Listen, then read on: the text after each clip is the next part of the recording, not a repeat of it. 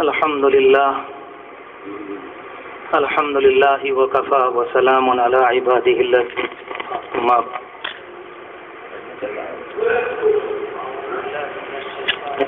بسم الله الرحمن الرحيم.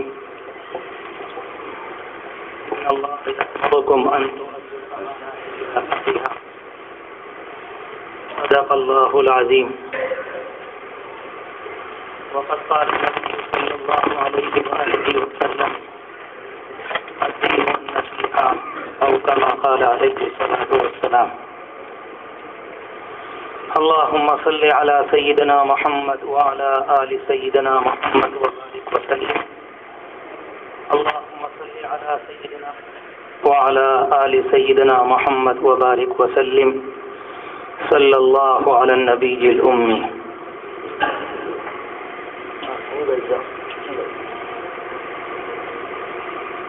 بہت ہی عزت اور احترام کے مستحق میرے بزرگوں، قابل قدر دینی اور ایمانی بھائیوں، آپ بھی دعا فرمائیں اور میں بھی دعا کروں کہ اللہ تبارک و تعالی آج کی اس مبارک مجلس میں صحیح جذبے اور صحیح نیت کے ساتھ دین کی بات کہنے کی توفیق مرحمت فرمائے، اور اللہ کرے کہ قرآن و حدیث کی بات کے ذریعے ہمارے دلوں میں ایک جاگ پیدا ہو جائے، ہماری زندگیوں میں ایک فکر آ جائے۔ پچھلے ہفتے جو لوگ یہاں پر موجود تھے، جمعے سے پہلے بیان میں نے سب بھائیوں سے یہ درخواست کی تھی کہ نبی اکرم صلی اللہ علیہ وسلم کی ایک حدیث شریف ہے جس میں آپ نے فرمایا اذا سلیمت الجمعۃ سلیمت الایام، اگر کسی اللہ کے بندے کا دن، جمعے والا دن، صبح سے لے کر شام تک صحیح طرح سے گزر جائے تو اس کی برکت سے بقیہ 7 دن اچھے گزرتے ہیں۔ نبی اکرم صلی اللہ علیہ وسلم جب کسی بات کے متعلق ارشاد فرما دیں پھر دنیا میں کسی کے لیے یہ گنجائش باقی نہیں رہتی وہ اللہ کا بندہ اپنی طرف سے کوئی بات اس میں سوچے اور نکالے۔ ہم میں ایسا کون نہیں ہے جو یہ چاہتا ہو کہ جو یہ نہ چاہتا ہو کہ میرا پورا ہفتہ صحیح گزرے۔ ہر اللہ کے بندے کی نیت اور آرزو ہے میرے گھر میں پریشانیاں نہ آئیں، کاروبار میں برکت ہو، مصیبتوں کا رخ میرے گھر کی جانب کو نہ ہو، یہ ہر اللہ کے بندے کی چاہت ہے۔ اور اس بات کو اپنے اندر اپنے گھروں میں لانے کے لیے ہم اپنے طور پر آخری درجے کے جتن بھی کرتے ہیں اور محنتیں بھی کرتے ہیں۔ دن رات محنت کرنا اس کام کے لیے کہ کام بڑھ جائے، کتنی مشقت کی جاتی ہے اور کتنی محنت کرنی پڑتی ہے۔ نبی اکرم صلی اللہ علیہ وسلم جب کوئی جملہ فرمایا کرتے تھے تو وہ آپ کا نہیں ہوتا تھا۔ جب کبھی آپ نے دین کی، ایمان کی کوئی بات ارشاد فرمائی تو وہ اللہ کی طرف سے ہمارے اور آپ کے لیے بہت شاندار، بہت آسان، عمل کرنے کے اعتبار سے نہایت سہل۔ آپ نے ایک جملہ فرمایا کہ جمعے کے دن کو صحیح طرح سے گزار لو۔ صحیح طرح سے گزارنے کا مطلب یہ ہوتا ہے کہ صبح سے لے کر شام تک اپنے آپ کو گناہوں سے بچانا۔ ایک دن کا گناہ سے بچانا کوئی مشکل کام نہیں۔ اللہ کا شکر ہے کہ مجمع کے اندر کوئی لوگ ایسے نہیں ہیں دنیا میں کہیں جا کر ڈاکے ڈالتے ہوں، چوری کرتے ہوں۔ یہ گناہ تو الحمدللہ ہم سب کے پاس بھی نہیں ہے۔ کوئی آدمی زبردستی کسی کی بیٹی اور بہو کو اٹھا کر نہیں لے کے جاتا، یہ والا گناہ بھی کسی کے پاس نہیں۔ چند گناہ ہیں جن کی طبیعت عادی بن گئی اور ان کا چھوڑنا مشکل ہو رہا ہے۔ جھوٹ ہے، غیبت ہے، بدنظری ہے، حسد ہے، اپنے آپ کو سمجھنا ہے، نخوت ہے، تکبر ہے، اپنے آپ کو غیروں کے مقابلے میں بڑا سمجھنا ہے۔ یہ وہ گناہ کبیرہ ہیں جن کے جال سے ہم اپنے آپ کو نکال نہیں پا رہے۔ نیت کرتے ہیں لیکن وہ کچھ دیر کے بعد چکنا چور ہو جاتی ہے۔ بہت آسان نسخہ حضور پاک علیہ الصلوۃ والسلام نے ہمیں اور آپ کو یہ دیا کہ جمعے کا دن صبح سے لے کر شام تک صحیح طرح سے گزر جائے۔ قدم قدم پر سوچیں میں نے کوئی غلط کام تو نہیں کیا، بولیں سوچ کر بولیں، دیکھیں غور کر کے دیکھیں کہ میں نے غلط تو نہیں دیکھا۔ اللہ تبارک و تعالیٰ نے ہمیں اور آپ کو دین دیا ہے، اور اس کے متعلق خود ارشاد فرمایا کہ ہم نے انسانوں کو جو دین دیا ہے وہ ایسا ہے کہ وہ انسان کی طاقت سے باہر نہیں ہے۔ یہ کہنا بالکل جھوٹ ہے، فرار ہے، دھوکہ ہے، غلط فہمی ہے۔ کوئی اللہ کا بندہ یہ کہنے لگے کہ دین اتنا مشکل ہے کہ عمل نہیں ہو رہا، ہم اس سلسلے میں اپنی بات کو مانیں یا اللہ کی مانیں؟ تو موٹی سی بات ہے۔ رب العالمین فرماتا لا یکلف اللہ نفسا الا وسعها، ہم نے کسی کے اوپر اس کی طاقت سے زیادہ بوجھ نہیں ڈالا ہے۔ کچھ باتیں ہیں کہ یہ کرنا ہے، کچھ باتیں ہیں کہ یہ نہیں کرنا ہے، اس کے علاوہ دین کیا ہے؟ کون سی ایسی چیز ہے جو ہمارے اور آپ کے لیے پریشان کن اور مصیبت کا ذریعہ بنی ہوئی ہے؟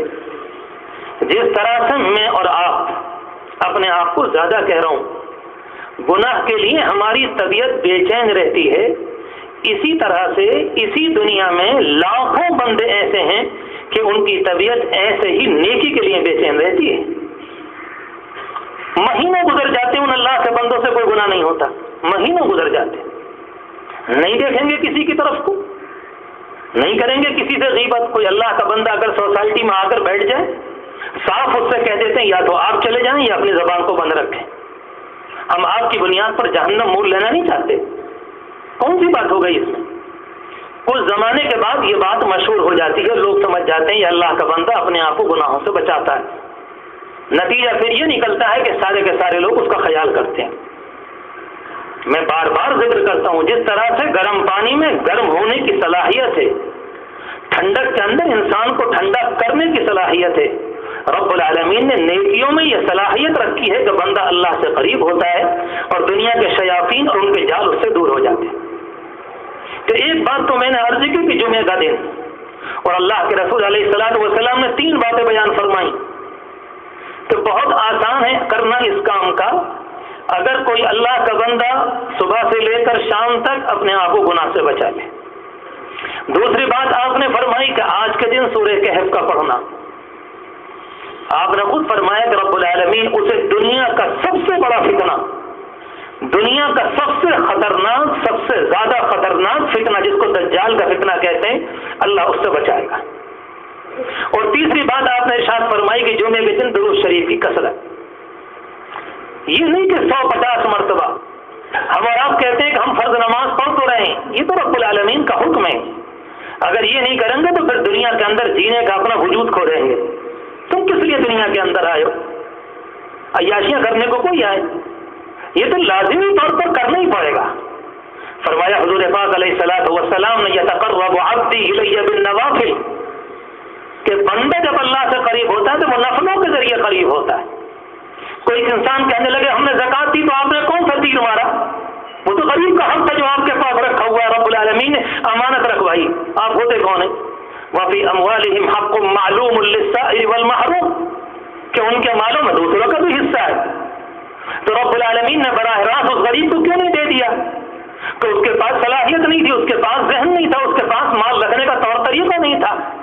صلاحیتیں آپ کے پاس ہیں، ڈگریاں آپ کے پاس ہیں، طریقہ آپ کے پاس ہے، رب العالمین نے آپ کا مال بھی آپ کے پاس رکھا اور غریب کا بھی آپ کے پاس رکھا۔ زکات دے کر کون سا کام کیا کہ جی کچھ لحاظ بنوا دیے، کچھ ہم نے غریبوں کو دے دیا؟ کون سے تیر مارا؟ وہ تو دینا پڑے گا، اور اگر نہیں دے گا تو رب العالمین کل اسی مال کو انسان کے گلے میں سانپ بنا کر لٹکائے گا۔ دونوں راستے ہمارے اور آپ کے سامنے ہیں۔ تو میں نے عرض کیا کہ فرض نماز کا کوئی مسئلہ نہیں، وہ تو پڑھنی ہی پڑھنی، مسئلہ نوافل کا ہے۔ اس سے بندے کی محبت رب العالمین کے قریب معلوم ہوتی ہے کہ نوافل کا کتنا اہتمام ہے۔ نوافل کا مطلب تنہا نوافل وہ نہیں کہ سنتیں جو پہلے پڑھی جاتی ہیں، جتنی بھی اصلی زکات کے علاوہ صدقے ہیں یہ صدقہ نافلہ ہیں، جتنی بھی فرائض اور واجبات کے علاوہ نمازیں ہیں وہ نافلہ ہیں، جس میں اشراق بھی ہے، چاشت بھی ہے، اوابین بھی ہے، تہجد بھی ہے، رات کی 17 رکعات بھی ہیں، فرض نماز اور سنتوں کے علاوہ یہ سب چیزیں وہ ہیں جس سے بندہ اللہ سے قریب ہوتا ہے۔ جمعے کا دن ہے، میں نے اس لیے درخواست کو دوبارہ دہرا دیا کہ آج کے دن اہتمام کریں اور پھر دیکھیں کہ انشاءاللہ اس ہفتے میں کتنی برکتیں آتی۔ دوسری بات عرض کروں، اللہ تبارک و تعالیٰ نے کلام پاک میں ایک موقع پر فرمایا ان اللہ یأمرکم ان تؤدوا الامانات الی اہلھا، اپنے پیغمبر سے فرمایا کہ تمہاری ذمہ داری ہے امانت کو لوٹاؤ، جو اس کا ذمہ دار ہے اس تک پہنچاؤ۔ نبی اکرم صلی اللہ علیہ وسلم 8 ہجری میں جب مدینہ منورہ تشریف لے گئے وہاں سے تشریف لائے، اور 8 میں فتح مکہ ہوا ہے ہجرت کرنے کے 8ویں سال میں، جس موقع پر آپ نے ہجرت فرمائی تھی مکے سے مدینہ منورہ، اس موقع پر آپ نے کعبۃ اللہ کے ذمہ دار کو بلایا تھا جس کے پاس وہ چابی تھی. انہوں نے کہا ذرا چابی دے دو، میں کچھ اللہ کر لوں اس کے اندر، کچھ دیر اللہ کو یاد کر لوں. کہا کہ یہ چابی آپ کو نہیں ملے گی، آپ نہیں جا سکتے اس کے اندر. نبی اکرم صلی اللہ علیہ وسلم کو اللہ کے گھر سے کتنا تعلق ہوگا، کوئی اللہ کا بندہ اس کو کیا بیان کر سکتا ہے. حدیث شریف میں آتا ہے کہ جب آپ نے ہجرت فرمائی اور آپ رات اندھیری میں چلے، مڑ کر کعبۃ اللہ کی طرف کو دیکھتے تھے اور آنکھوں میں آنسو تھے، اور آپ ایک جملہ فرماتے تھے کہ اگر تیری قوم مجھے نہ نکالتی میں تیرے پڑوس کو کبھی نہ چھوڑتا. اسے کہتے ہیں جیسے انسان کا دل پھٹ رہا، مگر مجبوری تھی رب العالمین نے حکم فرمایا کہ ٹھیک ہے آپ چلے جائیں یہاں سے، یہ لوگ اس لائق نہیں. آپ تشریف لے گئے، 8 میں تشریف لائے ہیں دوبارہ، اور آنے کے بعد آپ نے انہی صاحب کو بلایا. ان کو بلانے کے بعد کہا کہ چابی لاؤ. آج زمانہ بدل چکا، ورق الٹ چکا تھا، تاریخ بدل گئی. وہ زمانہ کسبپرسی کا تھا، اپنے آپ کو نیچا محسوس کرنے کا، وہ ظلم و زیادتی کا زمانہ تھا، اور یہ زمانہ انصاف کا، عدل و انصاف کا، رحم و کرم کا زمانہ ہے. رحمت للعالمین کا دور آ گیا. نبی اکرم صلی اللہ علیہ وسلم نے بلا کر فرمایا چابی دے دی. آپ اندر تشریف لے گئے، آپ نے عبادت فرمائی اور نکل کر باہر کو آئے. وہ واقعہ بیان کرنا مقصود نہیں. جس موقع پر باہر آئے تو آپ نے اس موقع پر ارادہ فرمایا کہ چابی کسی کو واپس کرنی. چوٹی کے صحابہ کرام موجود تھے، چوٹی کے صحابہ کرام، حضرت صدیق اکبر، حضرت عمر فاروق، حضرت عثمان، حضرت علی، عمرو بن العاص، سعد بن وقاص، چوٹی کے صحابہ کرام موجود. اور بعض روایتوں میں آتا ہے کہ بعض اللہ کے بندے اپنے سروں کو اونچا کر رہے تھے کہ آج نہ معلوم یہ چابی آپ کس کو مرحمت فرمائیں گے، اور جس کو آج چابی دی جائے گی وہ کتنا خوش نصیب ہوگا کہ رب العالمین کا گھر کی چابی اس اللہ کے بندے کو دی جا رہی. آپ نے تمام جانب کو نگاہ ڈالی اور فرمایا کہ عثمان کہاں ہیں، جن کے پاس وہ چابی پہلے سے چلی آ رہی تھی، جنہوں نے منع کیا تھا، انہیں کو بلایا. اور بلانے کے بعد قرآن مجید کی یہ آیت پڑھتے ہوئے کہ ان اللہ یأمرکم ان تؤدوا الامانات الی اہلھا، اللہ کا حکم ہے امانت اسی کو ادا کرو جس کی وہ امانت. ان کو بلا کر چابی انہی کو دی اور فرمایا ہم محروم کرنے والے نہیں ہیں، ہم تو دنیا کے اندر آباد کرنے آئے، ہم ظلم والے لوگ نہیں، ہم تو دلوں کو جوڑنے کے لیے آئے، ہم توڑتے نہیں، ہم انسانوں کو قریب کرتے ہیں. اور ارشاد فرمایا کہ یہ چابی تمہارے پاس رہے گی قیامت تک. اگر کسی زمانے میں کسی نے تم سے چھینی تو وہ اپنے وقت کا ظالم ہوگا. جس اللہ کے بندے نے چابی نہیں دی تھی آپ نے اسی کو چابی دی. اس کو پیغمبرانہ عمل کہا جاتا ہے. اس کو کہتے ہیں انسانوں کا قلوب کا جیتنا، اسے کہتے ہیں انسانوں کے دل کو اپنی مٹھی میں لے لینا. اس اللہ کے بندے کے خاندان پر کیا بیتی ہوگی کہ ایک دور ہمارا تھا، ہم نے داخل بھی نہیں ہونے دیا، آج اس اللہ کے بندے کا دور آئے تو چابی نہیں دی، بلکہ قیامت کی صبح تک کے لیے اعلان بھی کر دیا کہ چابی تمہارے پاس رہے گی، اب اگر کبھی کوئی چھینے گا تو وہ اپنے وقت کا ظالم ہوگا. یہ تو مسئلہ اکیلا چابی کا ہے. اس کی روشنی میں میں اپنے آپ سے بڑے ادب اور احترام سے اپنے بھائیوں سے کہنا چاہتا ہوں، رب العالمین نے مجھے اور آپ کو بہت سی امانتیں دی ہیں، اور جو کوئی اللہ کا بندہ صحیح طریقے پر امانت کو واپس کرتا ہے، امانت دینے والے کو خوشی ہوتی. آپ کسی کو اپنا مکان رہنے کے لیے دیتے ہیں، اگر وہ رہنے والا مکان میں بگاڑتا ہے تو نکال کر باہر کر دیتے ہیں کہ ہم نے آپ کو رہنے کو دیا ہے، بگاڑنے کو نہیں دیا. ہر چیز کی مثال آپ لے سکتے ہیں. بالکل اسی طریقے پر رب العالمین نے یہ زبان، رب العالمین نے یہ آنکھیں، رب العالمین نے یہ کان، رب العالمین نے یہ ہاتھ پاؤں، رب العالمین نے یہ جسم ہمیں اور آپ کو امانت کے طور پر دیا. کوئی انسان اس کا اپنا نہیں. اگر ہم اور آپ اس جسم کے مالک ہوتے تو پھر انگلی کا کاٹنا کسی موقع پر ہمارے لیے حلال ہوتا، مگر ہم اپنے جسم کے کسی حصے کو نہیں کاٹ سکتے. مردوں کے لیے کوئی گنجائش نہیں. اسی بنیاد پر بہت سے مسائل نکلے اور وہ کہاں نہ نکالے. اگر کوئی اللہ کا بندہ کسی موقع پر کوئی مرد انسان اپنے کانوں کو کاٹنے لگے، حرام ہے، آپ نہیں کاٹ سکتے، کیونکہ جسم ہمارا اور آپ کا نہیں، رب العالمین کا دیا ہوا ہے، اور اللہ اس جسم کو واپس لے گا. جیسے جیسے ہم اوپر کو چلتے ہیں، رب العالمین نے جس طرح سے امانتیں دی تھیں، چھوٹے تھے بولنا نہیں آتا تھا، جب بڑے ہو گئے تو آہستہ آہستہ قوت بڑھی،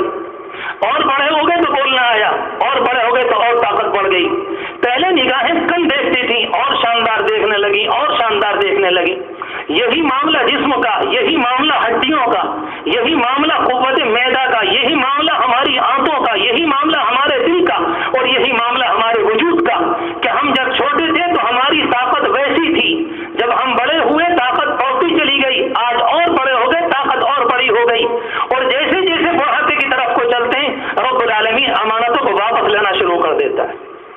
پہلے چشمہ لگایا، کہتے ہیں کہ نہیں ابھی تو آدھے نمبر کا ہے، اور عمر بڑھ گئی تو کہتے ہیں قریب کی بھی چلی گئی، 2 چشمے ہو گئے، کہتے ہیں لمبے دیکھنا بند ہو گیا، کہاں چلی گئی؟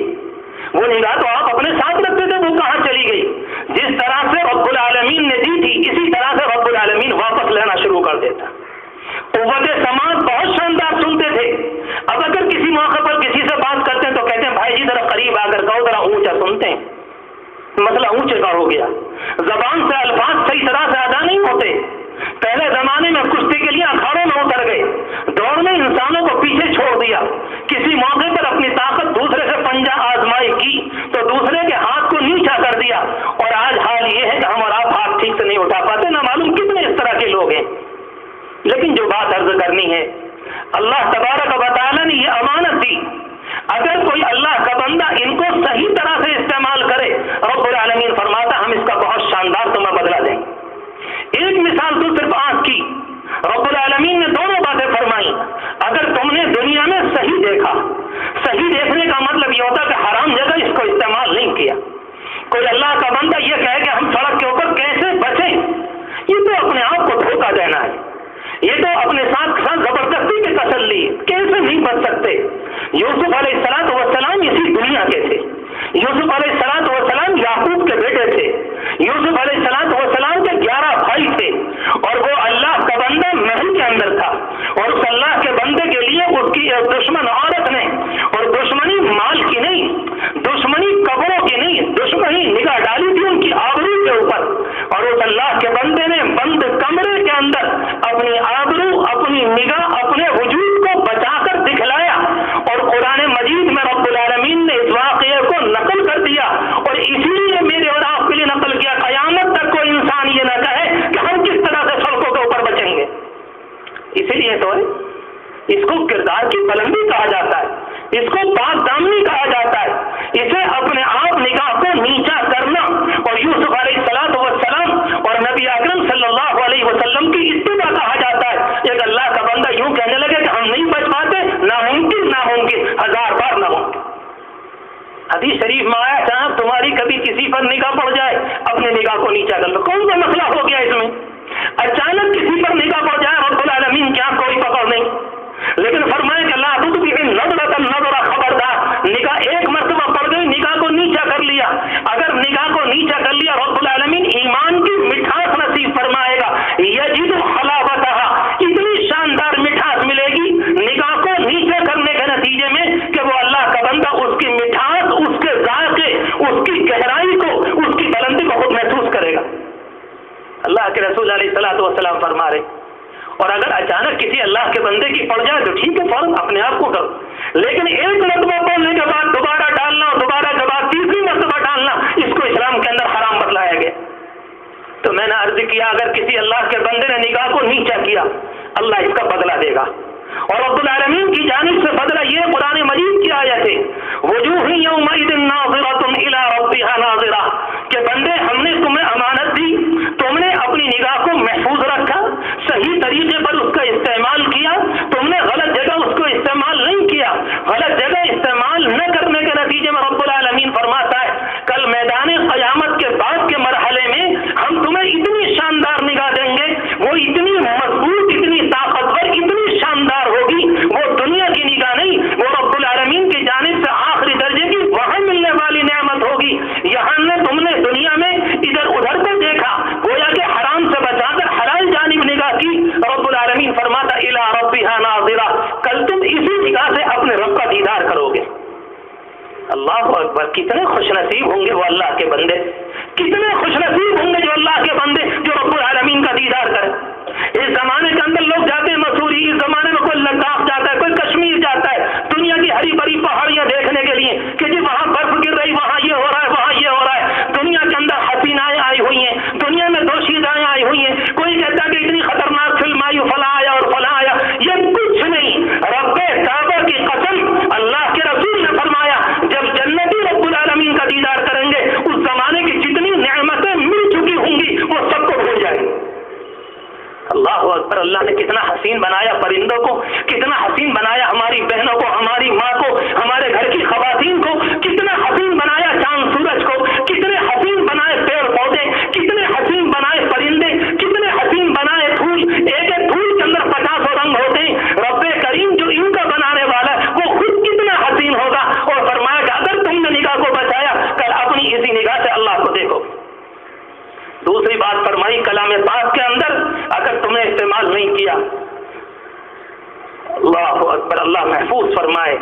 من कान फी हादिही अअमा फहुव फिल आखिरति अअमा। कल मैदान क़यामत में हम तुमको अंधा उठाएंगे। इससे बढ़कर कोई अज़ाब नहीं। इस दुनिया में हुजूर पाक अलैहिस्सलातु वस्सलाम का दीदार नहीं किया, इस दुनिया के अंदर सहाबा किराम को नहीं देखा, इस दुनिया के अंदर सिद्दीक़ अकबर को नहीं देखा। इस दुनिया में तो इंसान ऐसा नाबीना बना कि अपनी निगाह की कोई हिफाजत नहीं की। इसको कहते हैं कि अपने आप को अंधा कर लिया कि दीन को नहीं देखेंगे, कुरान को नहीं देखेंगे, हदीस को नहीं देखेंगे, हुजूर पाक अलैहिस्सलातु वस्सलाम की बातों को नहीं देखेंगे।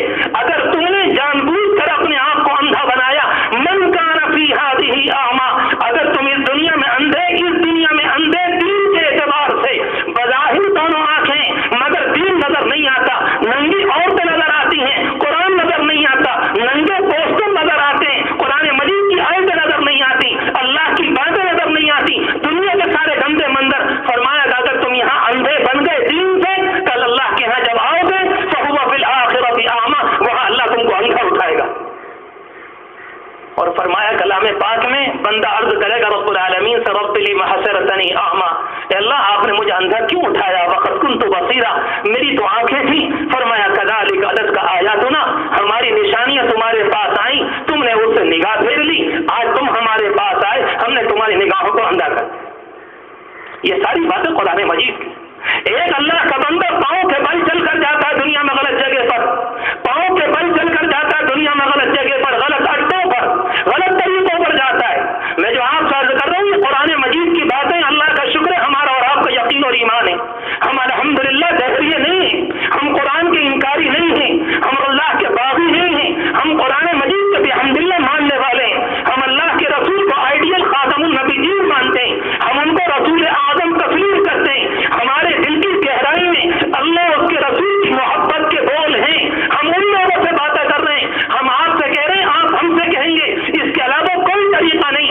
अगर किसी अल्लाह के बंदे ने इस दुनिया में अपने कदमों का गलत इस्तेमाल किया, गलत जगह पर गया जहां नहीं जाना चाहिए था, कहीं जाकर गवाही दी, कहीं जाकर झूठ बोला, कहीं जाकर गलत देखा, कहीं जाकर कुछ किया, अगर गलत तरीके पर इस्तेमाल किया, रब्बुल आलमीन फरमाता है तुम क़यामत में जब आओगे हम तुम्हें पाँव के बल नहीं चलाएंगे, वनहशुरुहुम यौमल क़ियामति अला वजूहिहिम, हम तुम्हें तुम्हारे मुंह के बल चलाएंगे। अल्लाह माफ़ फरमाए।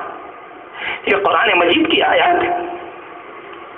सहाबा किराम के मुताल्लिक़ आता है जब वो अल्लाह के बंदे इन आयतों को पढ़ा करते थे तो एक एक आयत पर किसी अल्लाह के बंदे ने पूरी तहज्जुद की नमाज पढ़ ली, तहज्जुद का वक्त खत्म हो गया मगर एक आयत के आगे नहीं बढ़ पाए। ये अमानत है रब्बुल आलमीन की दी। अल्लाह तबारक व तआला फरमाता जब तुम मैदान में आओगे दुनिया में अपने जिस्म को इस्तेमाल करके सही तरीके पर तुमने इस्तेमाल किया, रब्बुल आलमीन जहां तुम्हारे फरिश्ते तुम्हारा इस्तकबाल करेंगे, हर जानिब से सलामुन कौलन मिन रब्बिर रहीम, रब्बुल आलमीन की जानिब से सलाम थी, दावाहुम फिहा सुब्हानकल्लाहुम्मा, जब अगली मंजिल में पहुंचे हर जानिब से रब्बुल आलमीन की तारीफ आ जाओ, वसीक़ल लज़ीना तक़ौ इला रब्बिहिम, फरमाया कि नहीं ईमान वालों को लाया जाएगा और जन्नत में दाखिल किए जाएंगे। जैसे वहां पहुंचेंगे दरवाजे खुले हुए होंगे, ये सारी बातें अपनी जगह पर, मगर दूसरी जानिब ये भी फरमाया हम लोहे की जंजीरों में न मानने वालों को घसीटेंगे और ले आने के बाद इनको हम बैठाएंगे घुटनों के बल और उसके बाद जहन्नम में औंधे मुंह डाल देंगे। ये भी कुरान है, ये भी कुरान। अब मेरे और आपके ऊपर रह जाता है मैं अपने जिस्म को कैसे इस्तेमाल करूं, अपने आप को कैसे इस्तेमाल करूं। हम और आप आजकल अपनी जबान से कहते हैं सर्दी के दिन बड़े छोटे होते हैं, सुबह शाम गुजरते चले जा रहे हैं, सुबह होती है दोपहर होती है शाम हो जाती है। मसला सर्दी के दिन का नहीं है, हमारी जिंदगी भी इसी तेजी से गुजर रही। कितने अल्लाह के बंदे पिछली मर्तबा हमारे साथ थे, आज दुनिया से चले गए। अचानक बातें करते करते इंसान चला जाता है। अल्लाह तबारक व तआला एक एक चीज के मुताल्लिक मालूम करेगा। हदीस शरीफ में फरमाया हुजूर पाक अलैहिस्सलाम ने, बुखारी शरीफ की रिवायत है कि एक दिन आप बैठे हुए थे, दो बकरियां आकर लड़ने लगी। आपने फरमाया कि अबू हुरैरा तुमने देखा कि बकरियां लड़ रही हैं? कि हाँ मैंने देख लिया अल्लाह के रसूल बकरियां लड़ रही। कहा कि एक ने एक को मारा, रब्बुल आलमीन इन दोनों को भी जिंदा करेगा और जिसने जिसको मारा है अल्लाह इससे उसको बदला दिलवाएगा। अल्लाह तबारक व तआला का मामला बिल्कुल इन अदल इंसाफ वाला, इंसानों के हर अमल के ऊपर निगाह मेरे और आपके लिए जरूरी है कि रब्बुल आलमीन ने जो जिस्म दिया, जो आंखें दी, जो जबान दी, जो हाथ पांव दिए, उनको सही